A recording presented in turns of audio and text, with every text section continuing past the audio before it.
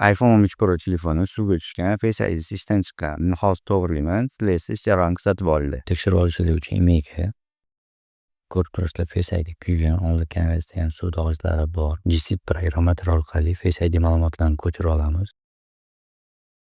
So'ngra esa Face ID'ni 220 gradusda qizdirib obyektivdan ajratib olamiz. Kuygan mikrosxemani olib tashlaymiz. O'rniga yangi GSIP mikrosxemani joylashtiramiz. So'ngra obyektivni Face ID'ga o'z holatida qilib joylashtiramiz.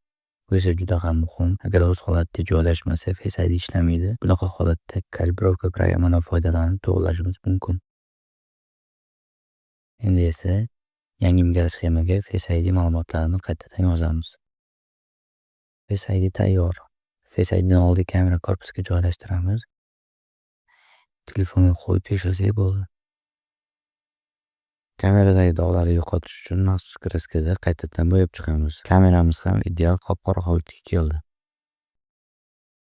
Face ID'ni tekshirish uchun telefonni joylashtiramiz. Tekshirib olishingiz uchun emailga, endi esa Face ID'ni tekshiramiz. Ko'rib turibsiz, Face ID ideal ishlayapti.